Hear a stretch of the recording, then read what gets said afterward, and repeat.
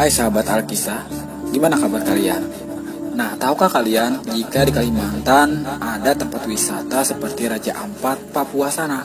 Nah, buat kalian yang kebetulan berada di Kalimantan Selatan, bisa mengunjungi tempat ini, yaitu di Waduk Bendungan PLTA Riam Kanan. Waduk Riam Kanan berada di Kecamatan Aranio, Kabupaten Banjar, Kalimantan Selatan.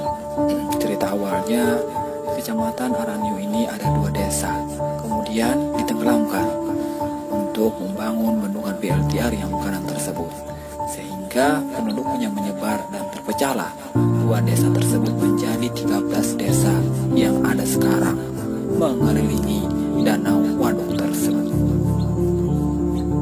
Nah, di daerah inilah terdapat objek wisata yang seperti di Raja Ampat sana, yaitu wisata Matang Karadan. Saat ini kian banyak dikunjungi wisatawan domestik dan mancanegara lantaran menyajikan keindahan pemandangan yang sungguh menakjubkan. Selain Matang Karadan, juga ada Bukit Batas, itu berada di Desa Tiwingan Baru. Dan di tengah-tengah Danau Riam Kanan atau Waduk Riam Kanan juga ada Pulau Pinus, yaitu Pinus 1 dan Pinus 2. Saat ini Pinus 1 sudah tidak terawat lagi, dan biasa untuk dijadikan tempat pariwisata saat ini ialah Pinus 2 yang berada di Desa Tiwingan Baru. Di antara 13 desa yang mengelilingi Waduk Riam Kanan ini, ada salah satu desa yang ada di dalam bendungan Waduk Riam Kanan ini, yaitu Desa Paau. Nah, inilah kisah misteri yang ada di daerah Desa Paau tentang misteri Batu Balian. Daerah Batu Balian dapat ditempuh 40 menit jalan kaki dari Desa Paau. Mungkin terasa asing di telinga masyarakat apabila mendengar Desa Paau, sebuah perkampungan di pedalaman Pegunungan Meratus yang hanya dihuni 600 jiwa penduduk dengan 172 kepala keluarga. Desa ini terletak di Kecamatan Aranio, Kabupaten Banjar, Provinsi Kalimantan Selatan. Tempat ini terisolir, jarang didatangi dan dikunjungi pendatang. Bahkan pemerintah daerah setempat tidak sering bertandang ke desa yang mayoritas penduduknya menggantungkan hidup dengan bertani dan memanfaatkan hasil hutan tersebut. Sebenarnya di Paau, bak berlian yang terpendam di dalam gunung, lantaran memiliki bentang alam yang dapat memukau para wisatawan yang berkunjung ke sini. Namun, aura mistis di sini sangat kuat, sisa-sisa peradaban suku Dayak pedalaman. Di desa ini sudah terdapat beberapa objek wisata yang sudah dibuka untuk dikunjungi wisatawan, seperti Puncak Gunung Haur Punang, air terjun Mandin Panyuluhan Luar, dan air terjun Mandin Panyaluhan Dalam. Belum lagi ditambah dengan keindahan estetika susunan batu besar di aliran sungai berbatu yang disebut warga setempat sebagai Batu Balian.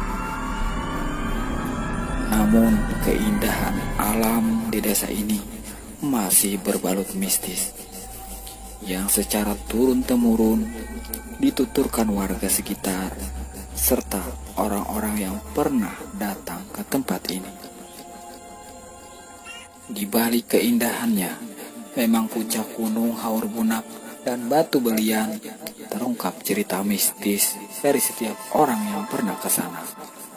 Karena menurut cerita warga lokal yang pernah mengalami hal di luar nalar ketika berada di puncak Gunung Haur Bunak,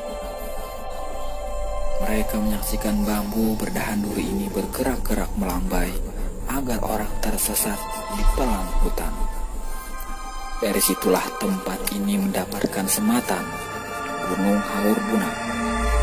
Haur artinya bambu, dan bunak artinya berduri.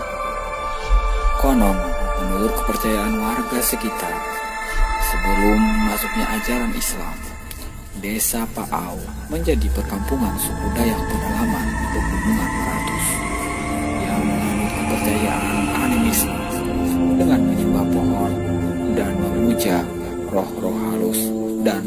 leluhur. Dalam kurun waktu tertentu masih diadakan acara adat batu balian dengan ritual batandi atau tarian khusus memanggil roh-roh gaib. Menari dalam ritual tersebut akan kerasukan roh halus. Salah satu tokoh di desa tersebut menuturkan, lokasi batu balian dikeramatkan dan dianggap tempat sakral secara turun-temurun. Tempat tersebut dianggap pintu gerbang untuk menembus dimensi lain, menjadi alat komunikasi antar suku Dayak yang tersebar di daerah lain. Bahkan, lokasi ini diyakini masyarakat sekitar menjadi ajang beradu sakti antara suku Dayak. Yang kalah akan berubah menjadi batu balian. Hal tersebut menjadi legenda penduduk setempat. Batu balian merupakan sebuah legenda cerita rakyat yang diceritakan secara turun-temurun sejak orang tua dulu. Jadi, batu-batu tersebut dari kepercayaan orang tua dulu adalah manusia yang kemudian berubah menjadi batu. Maka tempat ini diceritakan juga oleh salah satu mantan mahasiswa pecinta alam atau Mapala Universitas di Banjarmasin yang sempat mendaki Gunung Haurpunak beberapa tahun silam. Ia mengatakan, jangankan menaklukkan gunung ini, untuk bisa sampai ke desa Paau saja tergolong tidak mudah.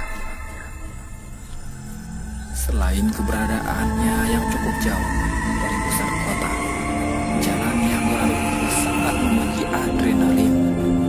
Pengunjung tentunya tidak boleh mengesampingkan mistis yang menyelimuti kawasan tersebut.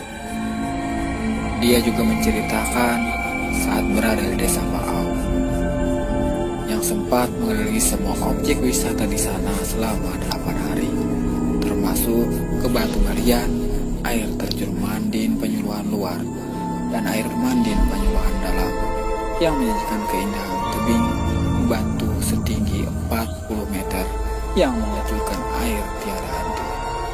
Dia menceritakan pengalaman mistisnya saat mendaki Gunung Haurpunak pada beberapa tahun silam. Dia sempat melihat kejadian aneh seperti yang diceritakan warga sekitar.